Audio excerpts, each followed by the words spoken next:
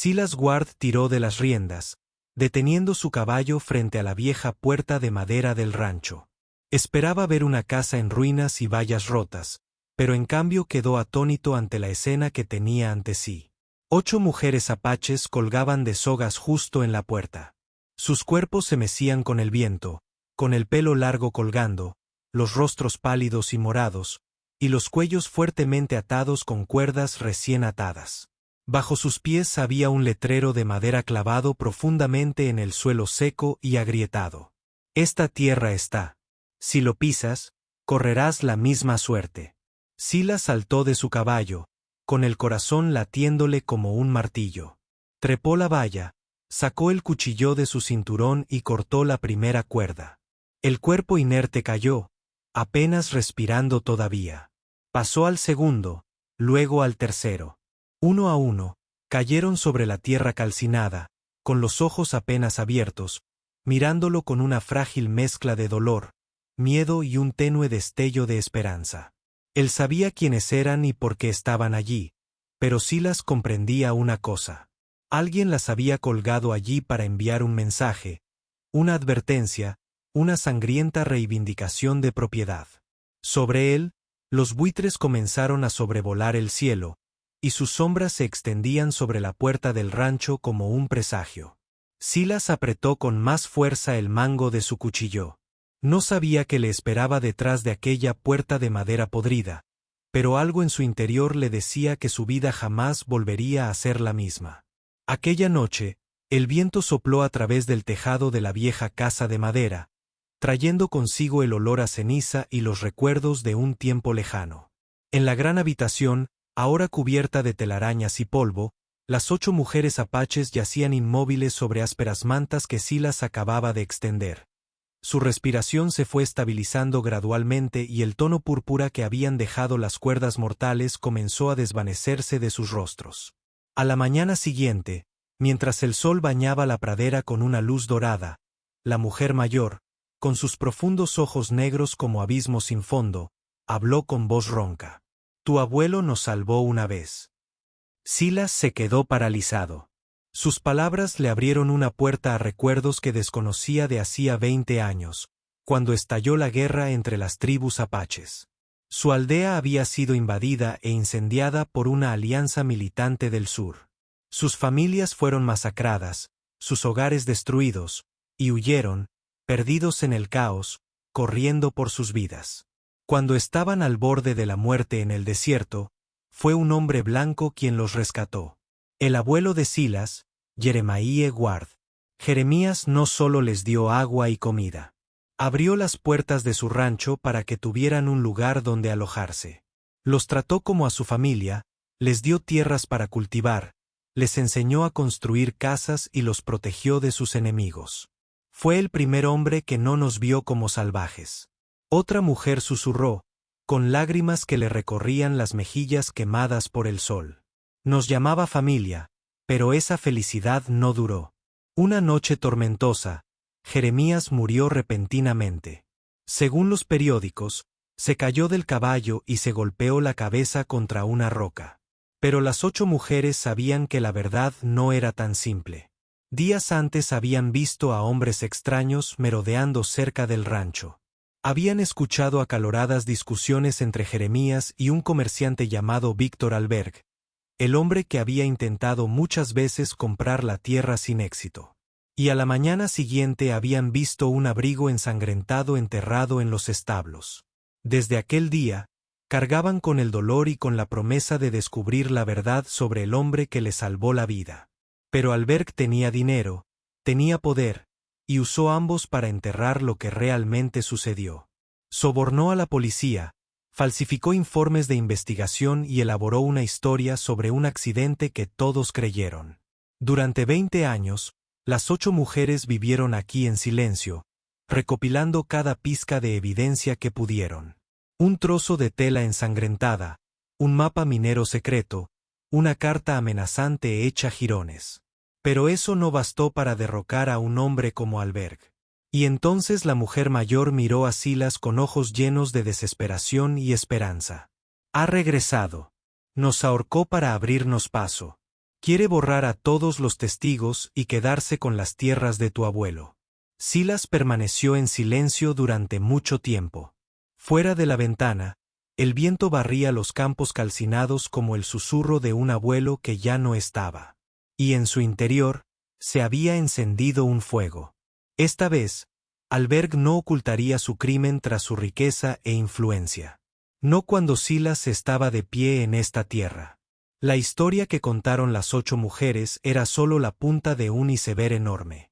Cuando Silas empezó a conectar los detalles que recordaban, se dio cuenta de que la muerte de su abuelo no había sido un accidente fortuito que todos creían, sino un asesinato meticulosamente planeado hasta el más mínimo detalle. Jeremiah Ward no era solo un hombre bondadoso que ayudaba a los vulnerables. Él era también una de las pocas personas que conocían el mayor secreto de estas tierras, una enorme veta de oro enterrada en las profundidades del rancho. Jeremiah había guardado ese secreto toda su vida, rechazando todas las ofertas para vender el rancho, incluso cuando Víctor Alberg subía el precio año tras año. El oro no vale lo que vale vender tu alma, dijo Jeremías una vez a sus amigos.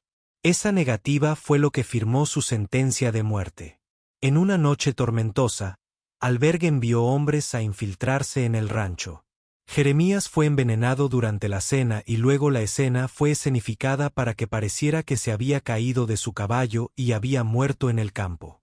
La policía lo catalogó como un accidente y nadie investigó más. Pero las 8 mujeres conocían la verdad.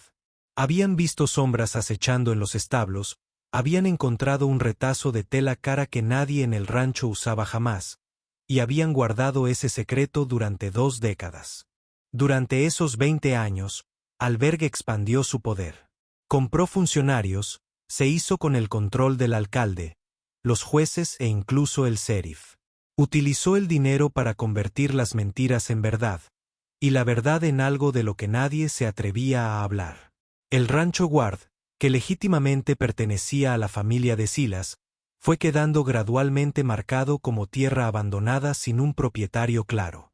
Una vez más, Alberg intentó comprarla, pero las 8 mujeres que vivían allí se habían interpuesto en su camino aferrándose a la tierra y cuidándola.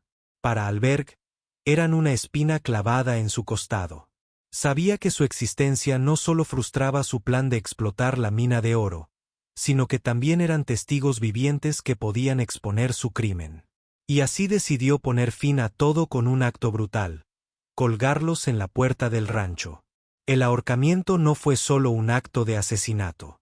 Fue una declaración de dominio. Quería que todo el pueblo creyera que las tierras del barrio estaban malditas. Un lugar al que nadie se atrevía a acercarse.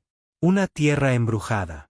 Una zona muerta perfecta para que él extrajera el oro en secreto sin llamar la atención.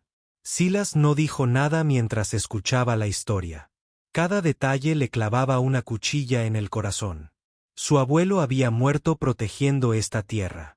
Las 8 mujeres habían vivido con miedo durante 20 años para preservar la verdad. Y ahora él, el que llevaba la sangre de la guerra, sería quien terminaría la guerra que su abuelo intentó iniciar hasta la muerte. Afuera, el atardecer, de un rojo sangre, empapaba todo el horizonte. Silas apretó los puños. Por primera vez en años, la mirada en sus ojos ya no era la de un heredero confundido, pero la mirada de un hombre que se prepara para una lucha a muerte. 20 años es mucho tiempo para cargar con el dolor, y aún más cuando estás atada a un voto que aún no se ha cumplido para las 8 mujeres apaches. Cada día que transcurría en esta tierra era una batalla silenciosa, no librada con armas ni sangre, sino con paciencia y una furia profunda e implacable. Tras la muerte de Jeremiah Ward, Víctor Alberg no perdió tiempo en expandir su influencia. Sobornó a prácticamente todos los funcionarios del gobierno local, desde la oficina del registro de la propiedad hasta el juzgado, e incluso al propio sheriff. Los registros vitales de propiedad desaparecieron de los archivos y los mapas geológicos que mostraban la veta de oro debajo del rancho fueron robados en un allanamiento que nadie investigó. A la ciudad. La muerte de Jeremías fue simplemente un trágico accidente, y la tierra pasó lentamente a la categoría de propiedad abandonada sin heredero legal. Pero Alberg no había contado con una cosa. Aún quedaban 8 testigos vivos. No corrieron. No se rindieron. Se quedaron, cultivando la tierra, reconstruyendo las cercas y manteniendo viva la llama de la memoria a través de los veranos abrasadores y las lluvias implacables. Cada uno de ellos tenía una tarea. Una mujer recorrió los pueblos cercanos buscando a alguien que hubiera visto a Alberg con Jeremiah la noche de su muerte. Otro recababa información discretamente sobre transacciones de tierras sospechosas. Uno fotografió en secreto documentos judiciales falsificados. Otro rastreó el dinero de los sobornos a través de los registros bancarios. Aún así, su lucha fue como combatir a un monstruo de 100 cabezas. Cada vez que encontraban una nueva pista, Alberg sobornaba a otro funcionario e hacía desaparecer otra prueba. Cada vez que se acercaban un paso más a la justicia, él los hacía retroceder 2 pasos. Y durante 20 años, nadie se atrevió a apoyarlos hasta que él empezó a sentir miedo. Sabía que esas 8 mujeres no eran solo supervivientes. Eran una maldición para su futuro. Si alguno de ellos encontrara alguna vez al abogado adecuado o se topara con un heredero tutelado con el valor de luchar, todo el imperio que había construido sobre la sangre y la codicia se derrumbaría. Así pues, Alberg optó por poner fin a todo de la forma más cruel posible. Contrató a 10 hombres, matones leales que harían cualquier cosa por dinero. Esta vez su trabajo no consistía en matar en silencio como antes.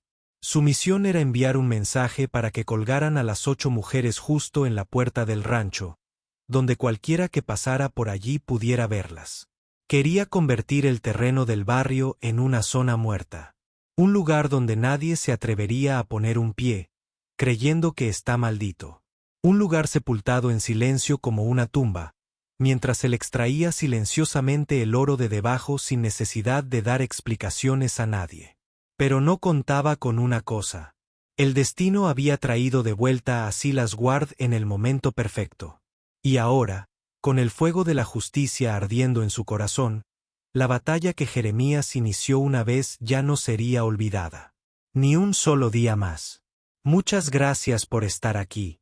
Si esta historia te recordó los viejos tiempos, las puestas de sol polvorientas y el sonido de los cascos resonando en tu corazón, entonces suscríbete a mi canal para que cada día podamos sentarnos juntos de nuevo y te contaré otra historia del lejano oeste. A la mañana siguiente, cuando el sol comenzaba a asomar por encima de las colinas lejanas, Silas estaba solo en el porche de la vieja casa de madera. Contempló los campos de hierba seca que se extendían ante él.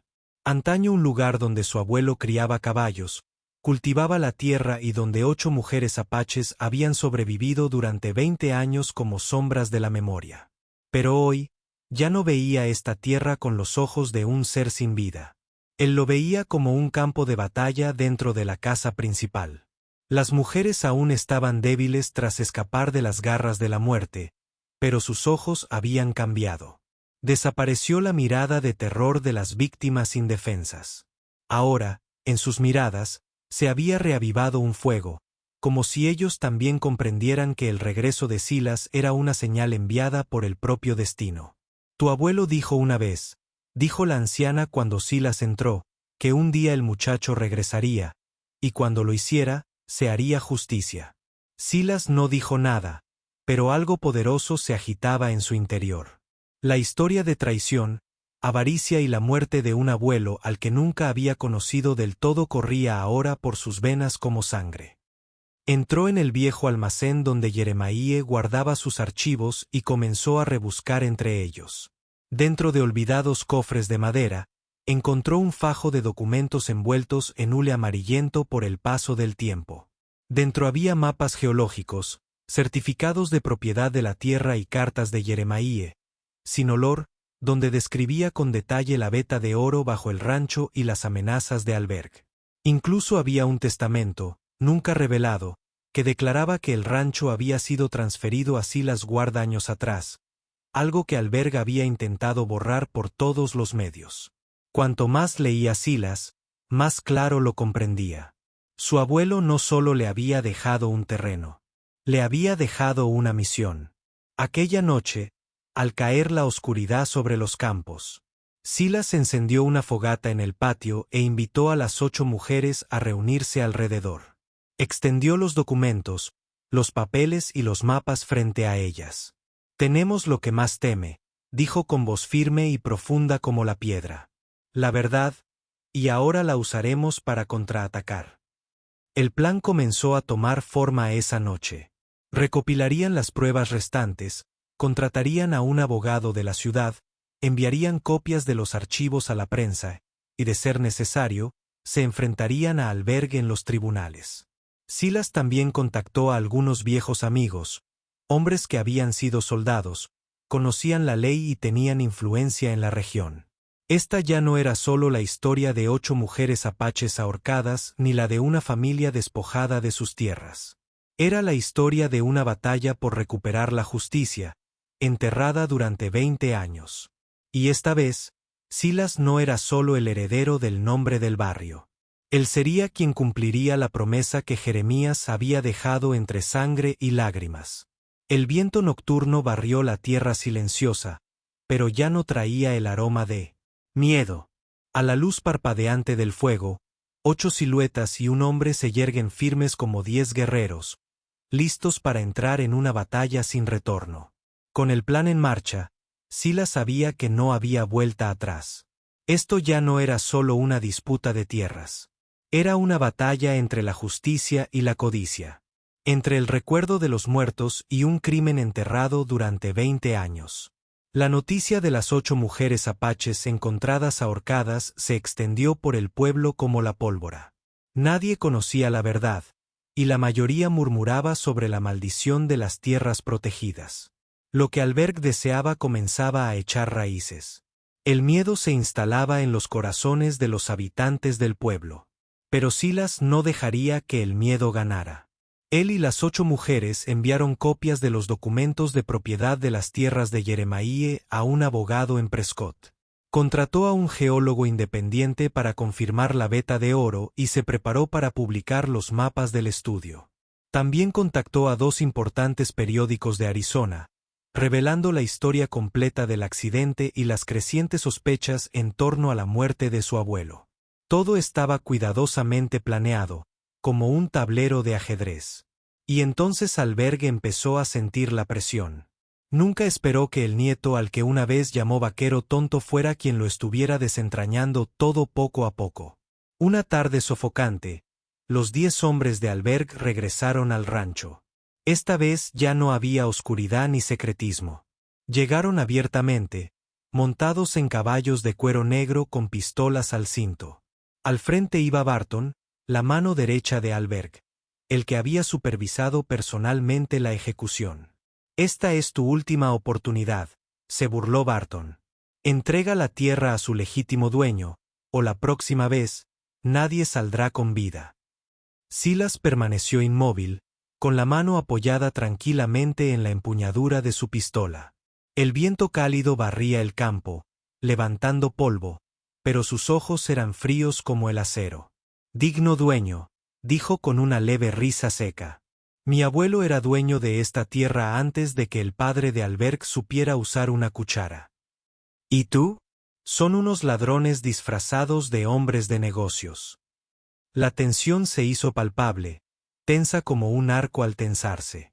Uno de ellos extendió la mano hacia el gatillo, pero Barton le hizo una señal para que se detuviera. Sabía que si se derramaba sangre allí, el sheriff se vería obligado a intervenir, y Albergue intentaba evitarlo. «Nos veremos en los tribunales», dijo Barton, con la mirada llena de amenazas. «Y la próxima vez, la ley estará de nuestro lado». «No», respondió Silas, con voz firme y gélida. «La próxima vez la verdad estará de mi lado». Mientras los matones se alejaban a caballo, Silas supo que la batalla final había comenzado. Albergue usaría todas las armas a su alcance: dinero, abogados, poder político. Pero esta vez, Silas tenía algo que Albergue jamás podría comprar: pruebas, testigos y el recuerdo de un hombre que ya no estaba. En el porche, las 8 mujeres observaban cómo los enemigos se desvanecían en el horizonte. En sus ojos ya no había miedo, solo la silenciosa determinación de quienes habían esperado 20 años por ese preciso instante. Él estaría orgulloso de ti, la mujer mayor susurró. Silas no respondió. Simplemente alzó la vista hacia el cielo resplandeciente del atardecer y murmuró para sí, ya casi llegamos, abuelo. Esta vez, la justicia no morirá contigo. Los días que siguieron fueron una tensión constante que se agudizaba con cada hora que pasaba. Albert creía que podría aplastar esta rebelión con dinero, como tantas veces antes. Pero Silas y las 8 mujeres apaches ya no eran víctimas atemorizadas. Habían preparado cada paso para el golpe final, el que destrozaría un imperio construido sobre sangre y mentiras. Llegó el abogado de Prescott. Se copiaron y presentaron ante el tribunal los documentos originales de propiedad de las tierras que había dejado Jeremiah. Los estudios geológicos que confirmaban el valor de la veta de oro se publicaron en la prensa.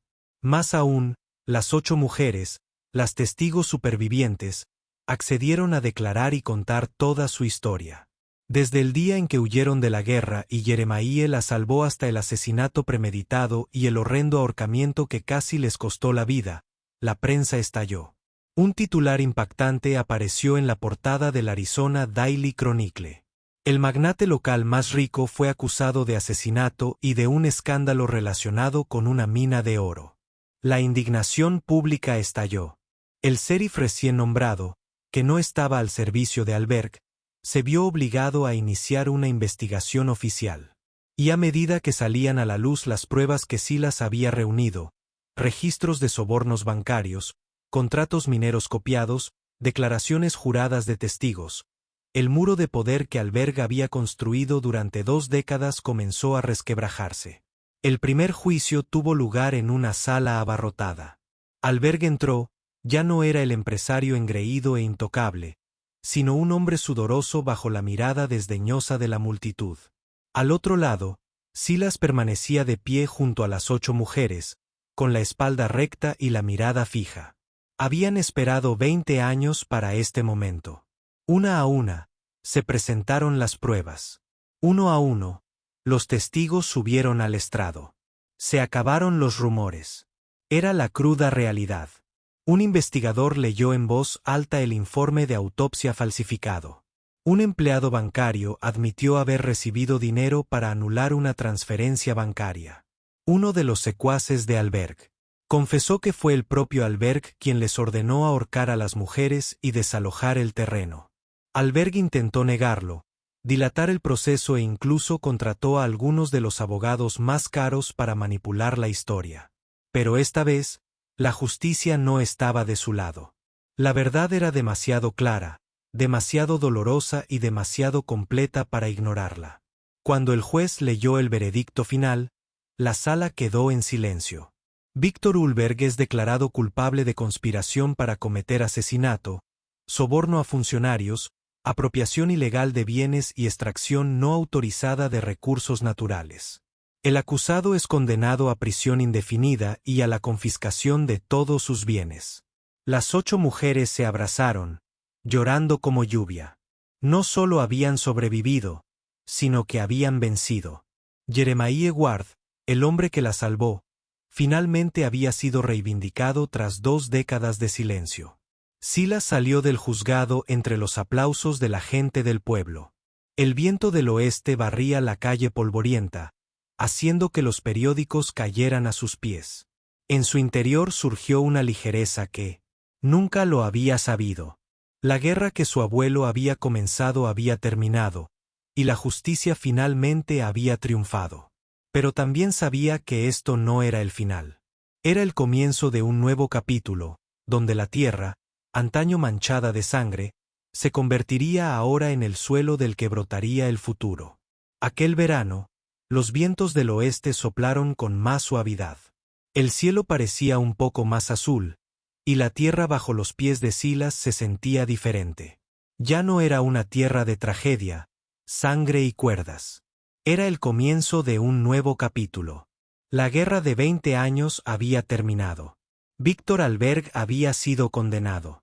Sus bienes confiscados, y el rancho Ward fue reconocido oficialmente como propiedad legal de la familia de Silas. Pero para Silas, esa victoria no era un destino. Era una responsabilidad.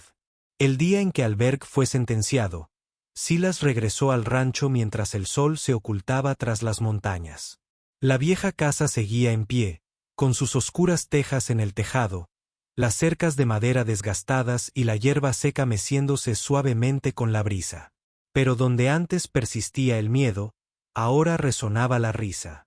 Las mujeres apaches que antes merodeaban por la puerta ahora estaban a su lado, reconstruyendo los establos, replantando los campos y remendando el techo con sus propias manos. Ya no eran fantasmas del pasado. Se habían convertido en el alma de esta tierra. Cada una asumía un papel, cuidando los caballos, cosiendo sillas de montar, enseñando a los niños apaches a leer y a cultivar la tierra. Algunas tardes, cuando el dorado atardecer bañaba los campos, sus voces se oían en el viento, canciones que ya no hablaban de tristeza, sino de esperanza.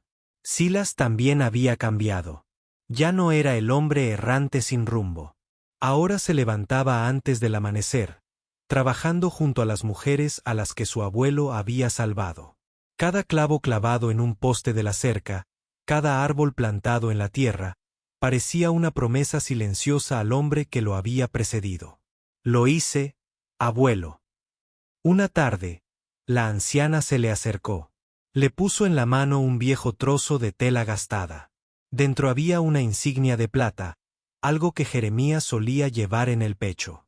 Esta tierra nunca fue destinada solo a la pupila, susurró. Familia. Era un santuario para almas heridas. Silas contempló el campo, niños corriendo libres, risas resonando bajo el cielo abierto. En ese instante, comprendió que el legado de Jeremías no se limitaba a unos cientos de hectáreas ni a una veta de oro subterránea. Su legado era un hogar, un refugio donde se protegía a los vulnerables, donde el pasado podía perdonarse y donde la justicia perduraría. Mientras el sol se ponía sobre una tierra antaño manchada de sangre, el viento traía el aroma a hierba fresca y bosque de la vieja casa. Silas, junto a la nueva cerca, con la mano sobre la insignia de plata y la mirada fija en el cielo rojo brillante, le susurró al hombre que una vez había estado allí: abuelo, la justicia ha regresado. Y este hogar, por fin, había vuelto a la vida. En el corazón del desierto, donde 8 vidas inocentes pendieron de un hilo, ahora resonaban las risas. Vida y una promesa cumplida. La promesa de que la justicia puede demorarse, pero jamás desaparecerá. En aquellos tiempos, la justicia no siempre se hallaba en la tinta seca de los códigos legales. Era la luz que se encendía por personas lo suficientemente valientes como para mantenerse firmes en la oscuridad. No necesitaban fama ni recompensa. Lo que portaban era convicción. La convicción de que la verdad debe ser dicha sin importar el costo en sangre, lágrimas o incluso la vida misma. Fueron esas personas, las que se negaron a doblegarse ante el poder, las que se negaron a guardar silencio ante la maldad, las que transformaron la justicia de una idea en una realidad viva y palpable. Gracias a ellas, la rectitud no solo se protege, sino que perdura en el tiempo. Me siento verdaderamente honrado de haber compartido este viaje con todos ustedes y espero sinceramente que la felicidad y la paz los acompañen donde quiera que los lleve su camino. Los quiero mucho, querido público de Centro de West Tales. Cuéntenme qué les hizo sentir esta historia. Dejen un comentario abajo. Escriban uno si disfrutaron la historia y no olviden suscribirse al canal para más relatos emocionantes del salvaje oeste.